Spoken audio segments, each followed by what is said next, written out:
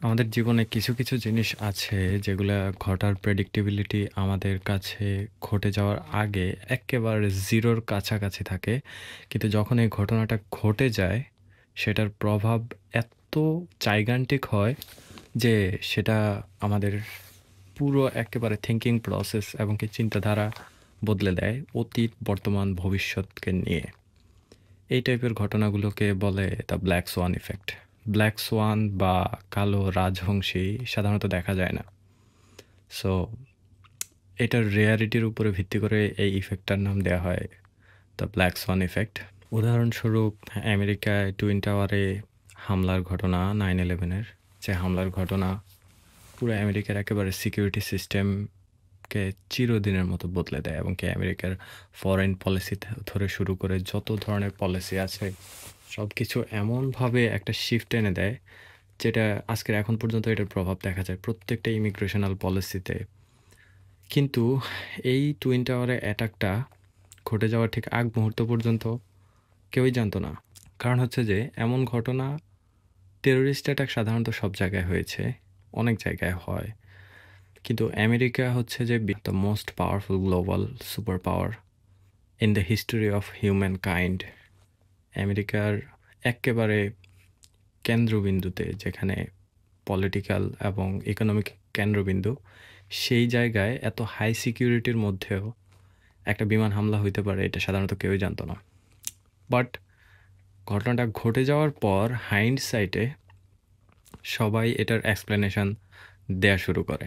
মানে সবাই বলতে থাকে, ওয়াল এই টাইপের ঘটনা ঘটার সম্ভাবনা রয়েছে যেহেতু আমেরিকা সবচেয়ে, মানে প্রত্যেক ধরনের মানুষের কাছে তখন বিভিন্ন ধরনের এক্সপ্লেনেশন চলে আসে। So this is called the black swan effect.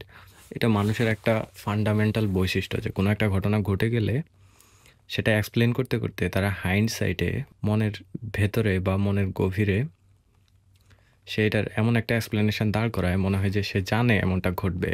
Black Schwann ইফেক্টের আরও অনেকগুলো উদাহরণ আছে। যেমন একটা কল্পনা করুন, একটা চিকেন খামারে আপনি একটা চিকেন, আপনার মালিক আপনাকে খাওয়ায় দাওয়ায় বড় করছে, ঠিক আছে?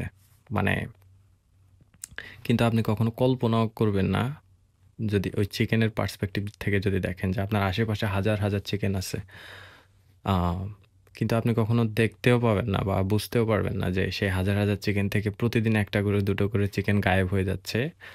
দ্যাট মিন্স ওই চিকেন খামারের মালিক সেই চিকেনগুলোকে নিয়ে বাজারজাত করছে বা কেটে বাজারে বিক্রি করছে, কিন্তু আপনি তো জানেন যে আপনাকে নিয়মিত খাবার দিচ্ছে আপনার মালিক এবং এত ভালো টেক কেয়ার করছে, আপনি কখনো কল্পনাও করতে পারবেন না যে আপনার সাথে এই টাইপের কোনো কিছু ঘটবে বা কী ঘটবে সেটাও জানেন না।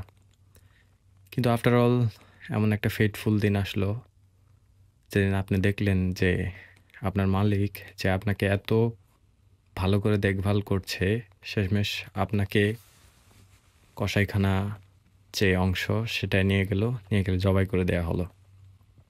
ঠিক আমরা মানুষরা এই চিকেন খামারের মতোই, আমাদের লাইফে হাজার হাজার ঘটনা ঘটে, আবার আমাদের আশেপাশের মানুষের লাইফে হাজার হাজার ঘটনা ঘটে, আমরা এগুলো দেখতে পাই, কিন্তু এগুলো থেকে কয়টা ঘটনা আমাদের সাথে ঘটবে সেটা আমরা জানিও না, কল্পনাও করতে পারি না। কিন্তু যখন ঘটে যায়, যেটা আমাদের সারা জীবনের মোড় ঘুরিয়ে দেয়, চিন্তাধারার মোড় ঘুরিয়ে দেয়, আমাদের লাইফের লেসনের মোড় ঘুরিয়ে দেয়, তারপরে আমাদের ভবিষ্যতে আমরা কিভাবে দেখব নিজের জীবনকে, নিজেদের চিন্তাধারাকে, নিজেদের দৃষ্টিভঙ্গিকে, সেটার মোড় পর্যন্ত ঘুরিয়ে দেয়।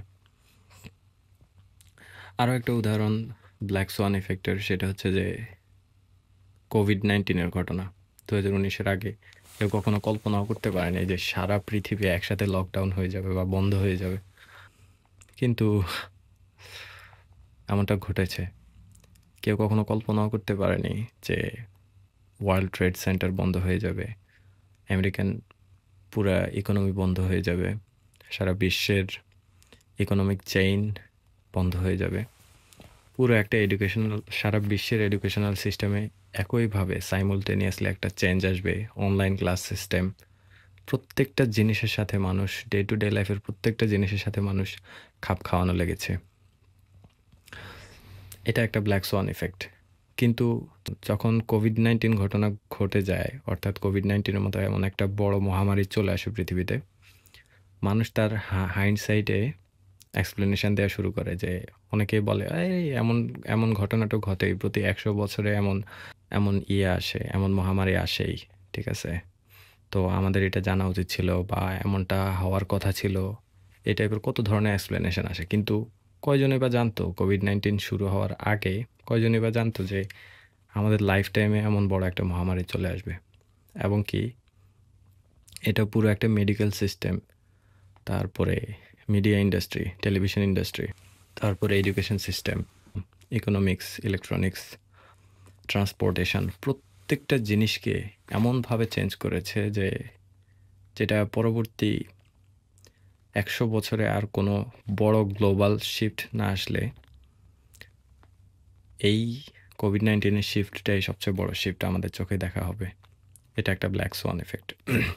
তো ব্ল্যাক সোয়ান ইফেক্ট থেকে আমরা আসলে কি শিখতে পারি? সেটা হচ্ছে যে আমাদের লাইফে কখন কি হবে, লাইফ কোথায় যাবে, এটা আমরা আসলে কেউই জানি না।